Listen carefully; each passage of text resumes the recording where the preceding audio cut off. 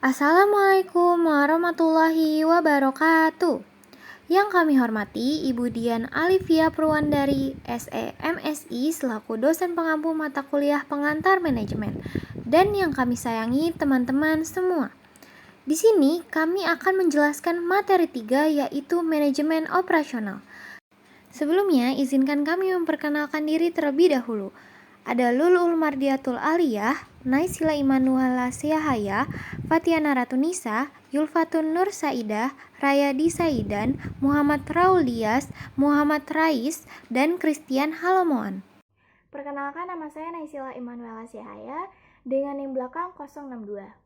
Pertama-tama akan saya paparkan pengertian dari manajemen operasional itu sendiri.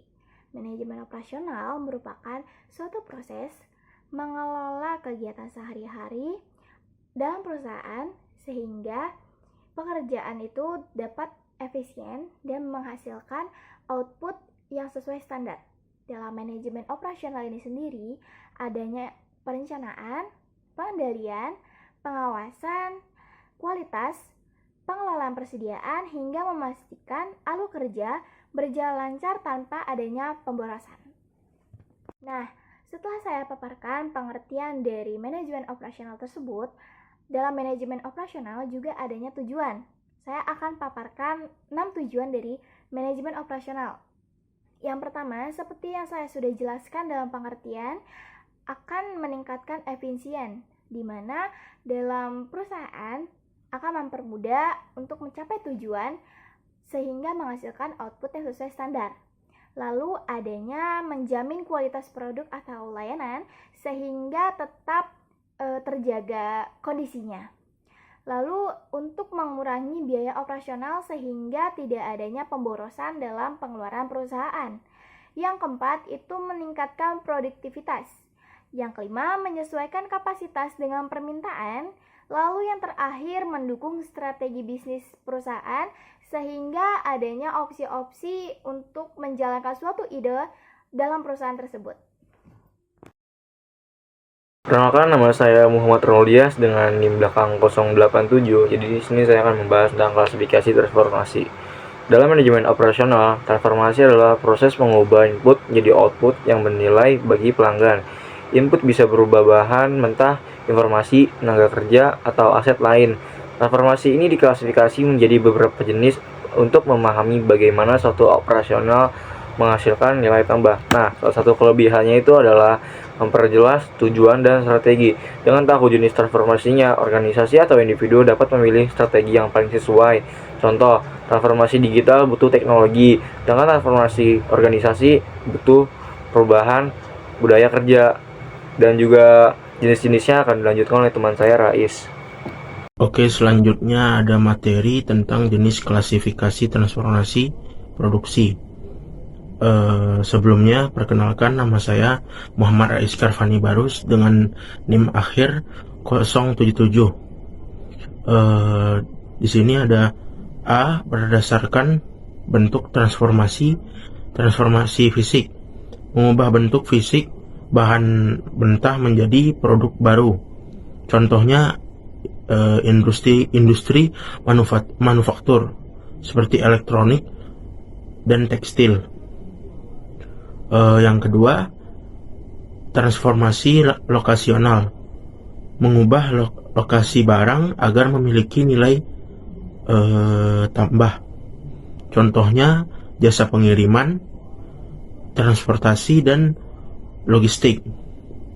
Yang ketiga ada transformasi informasi, yaitu mengubah informasi menjadi bentuk baru atau memberi nilai tambah pada data.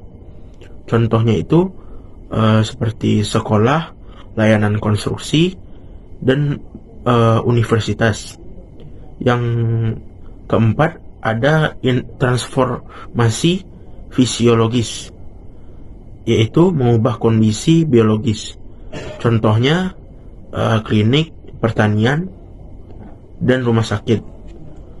Yang terakhir ada transformasi penyimpanan atau storage transformation, yaitu meningkatkan nilai dengan menyimpan barang untuk digunakan kemudian.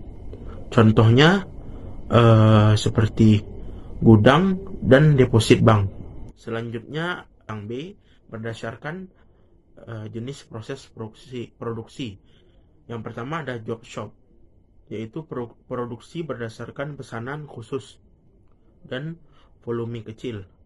Contohnya bengkel,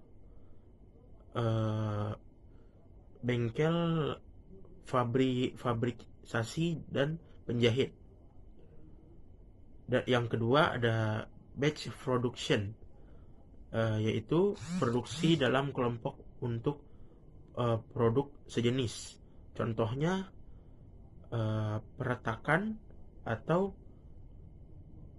pabrik roti, percetakan atau pabrik roti. Yang ketiga ada mass production, yaitu produksi massal dengan volume besar. Dengan contoh industri otomotif dan elektronik. Yang terakhir ada continuous production, yaitu adalah metode produksi yang berjalan terus-menerus tanpa henti. Contohnya manufaktur lean. Saya Elfatun Nusaida dengan NIM akhir 048. Di slide selanjutnya ada perbedaan pabrikasi dan jasa. Aspek pertama ini ada sifat output. Ini menghasilkan barang fisik yang dapat disimpan, diproduksi, kemudian dijual seperti mobil, makanan kemasan, atau pakaian. Yang kedua ada layanan. Produk ini dibuat banyak, lalu disimpan di gudang dan dicek kualitasnya sebelum dikirim. Yang ketiga ada standarisasi. Cenderung seragam. Kenapa? Karena mesin dan prosesnya terkontrol sehingga hasilnya stabil. Yang keempat ada ketergantungan SDM. Ini mengandalkan mesin teknologi yang berfokus pada teknis dan produksi. Sifat SDM ini sebagai pengawasnya. Yang kelima ada waktu operasional. Ini biasanya dilakukan di area industri dan tidak dekat dengan pelanggannya. Yang keenam ada kapasitas dan permintaan. Ini lebih mudah diatur. Kenapa? Karena produksi dapat dinaikkan atau diturunkan sesuai kebutuhannya. Saya akan menjelaskan perbedaan jasa. Ada 6. Yang pertama itu berupa layanan yang tidak dapat disimpan dan dikonsumsi. Yang kedua itu pelanggan terlibat langsung. Yang ketiga itu sulit disandarkan karena hasilnya dipengaruhi oleh manusia. Yang keempat itu sangat diperlukan karena keterampilan dan komunikasi sangat diperlukan. Dan yang kelima itu harus berada dekat dengan pelanggan. Dan yang terakhir itu tidak dapat disimpan. Apa sih keputusan manajemen operasional itu? Keputusan manajemen operasional adalah pilihan yang dibuat oleh manajer untuk mengatur dan mengelola berbagai aktivitas yang dilakukan perusahaan sehari-hari atau pada saat menghadapi keadaan darurat. Nah, tujuannya ini yang pertama untuk mengelola rutinitas harian, yang kedua untuk operasi internal perusahaan, yang ketiga untuk efisiensi, efektivitas, dan pencapaian tujuan perusahaan yang strategis. Mengapa keputusan manajemen operasional ini penting? Karena perannya yang pertama dalam menjaga kelancaran kegiatan sehari-hari, yang kedua mendukung strategi perusahaan, dan yang ketiga meningkatkan efisiensi penggunaan sumber daya. Dengan mengambil keputusan operasional yang tepat, perusahaan dapat mempertahankan keunggulan kompetitif melalui biaya yang rendah, diferensiasi produk, dan kemampuan respon yang cepat. 10 keputusan strategis dalam manajemen operasional menurut Heiser dan Render. Yang pertama, desain barang dan jasa, yaitu membuat keputusan tentang apa yang akan dipasarkan sebagai produk atau layanan. Yang kedua, mengelola kualitas, yaitu mengatur standar kualitas dan cara mencapainya.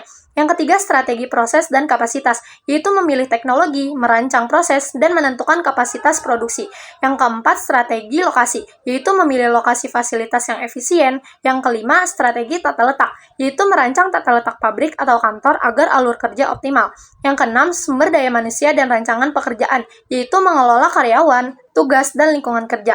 Yang ketujuh, manajemen rantai pasok, yaitu mengatur hubungan dengan pemasok dan proses distribusi. Yang kedelapan, manajemen persediaan, yaitu mengatur stok bahan dan penyalurannya. Yang kesembilan, penjadwalan, yaitu menentukan waktu dan cara melakukan pekerjaan. Yang kesepuluh, pemeliharaan, yaitu menentukan cara merawat mesin dan fasilitas. Contoh keputusan manajemen operasional harian. Yang pertama, menyesuaikan jadwal produksi dengan pemasok agar tidak terjadi keterlambatan. Yang kedua, memilih antara memperbaiki atau mengganti mesin yang rusak. Yang ketiga, menentukan tingkat stok minimum untuk bahan baku. Saya Fatiana dengan NIM 010 akan menjelaskan jenis proses produksi berdasarkan jumlah dan variasi produk. Yang pertama itu ada proyek atau project process, yaitu proses produksi yang digunakan untuk membuat satu produk besar. Nah, produk ini biasanya dikerjakan dalam satu kali dan butuh waktu yang lama, dan biasanya dilakukan di lokasi tertentu. Contohnya apa? Contohnya ada pembangunan gedung, pembuatan kapal, dan pembangunan jembatan. Kemudian ada job shop atau produksi berdasarkan pesanan. Contohnya cocok untuk produk yang berbeda-beda bentuknya dan dibuat khusus sesuai dengan pesanan. Jumlahnya memang sedikit tetapi variasinya itu banyak. Contohnya ada bengkel mesin, percetakan khusus seperti cetak pamflet, brosur, cetak buku dalam jumlah yang terbatas, dan cetak undangan. Lalu juga ada penjahit pakaian custom. Kemudian ada batch production atau produksi berkelompok. Ini adalah produksi yang dilakukan per kelompok atau per batch. Jadi setiap batch-nya itu bisa berbeda-beda jenisnya. Nah, ini cocok untuk permintaan yang tidak terlalu kecil juga tidak terlalu besar. Contohnya ada produksi roti per batch, kemudian pembuatan pakaian berdasarkan ukuran kayak XL sesuai dengan pesanan. Kemudian ada produksi obat tablet. Kemudian ada produksi massal atau mass production, yaitu digunakan untuk membuat produk yang sama dan dalam jumlah yang besar. Prosesnya itu emang berulang-ulang menggunakan lini perakitan atau assembly line. Contohnya ada pabrik mobil, pabrik minuman, terus ada produksi elektronik. Kemudian ada produksi continue atau continuous process, yaitu produksi yang berjalan tanpa henti selama 24 jam. Ini cocok untuk produk yang alurnya harus terus mengalir. Jadi produk yang sangat seragam. Contohnya ada kilang minyak, pabrik semen, dan pembangkit listrik. Kemudian ada produksi repetitif atau repetitive production, yaitu dia ini mirip dengan produksi massal tetapi memberikan sedikit lebih banyak variasi produk. Jadi produknya tetap banyak dan standar tetapi ada beberapa tipe. Jadi contohnya ada produksi motor tipe A, B, C, atau bahkan ada yang bergabung tipe A dan C dengan berbagai kapasitas. Yang kedua ada jenis proses berdasarkan aliran proses atau layout. Yang pertama itu ada proses layout atau tata letak fungsional, yaitu mesin di bagian kerja dikelompokkan berdasarkan jenis pekerjaan. Ini cocok untuk produk yang beragam karena setiap produknya itu bisa melewati rute-rute yang berbeda. Contohnya di rumah sakit ada ruang operasi, ruang radiologi, dan ruang rawat yang dipisah. Kemudian ada juga yang di bengkel. Bengkel itu ada area las, bubut, dan cat yang ditempatkan secara terpisah. Kemudian ada produk layout atau tata letak lini produk atau juga bisa disebut dengan assembly line. Ini mesin disusun sesuai dengan urutan proses produksi. Jadi barang itu mengalir dari satu mesin ke mesin lainnya secara berurutan. Nah, ini cocok untuk produksi massal. Jadi contohnya itu ada di pabrik mobil, pabrik makanan, dan pabrik elektronik. Kemudian ada fixed position layout, yaitu produk yang tidak bisa dipindahkan karena ukurannya terlalu besar atau sulit bergerak. Justru pekerja dan alat yang mendatangi produk tersebut. Contohnya ada pembuatan pesawat, ada pembangunan gedung, dan proyek kapal. Kemudian ada circular layout, yaitu mesin-mesin dikelompokkan menjadi beberapa sel berdasarkan keluarga produk, jadi sesuai jenisnya. Artinya produk yang mirip dikerjakan di area yang sama sehingga lebih cepat. Contohnya ada di pabrik komponen mobil, yaitu sel untuk rem, sel untuk piston. Kemudian di pabrik elektronik itu ada sel untuk casing. Casing itu bagian produksi atau bagian luar dari produk elektronik tersebut. Kemudian ada sel PCB atau printed circular board atau papan yang mengatur aliran listrik di dalam elektronik tersebut. Perkenalkan, nama saya Redi Saidan dengan NIM akhir 067. Pada kesempatan kali ini saya akan menjelaskan jenis proses produksi berdasarkan pemenuhan pesanan.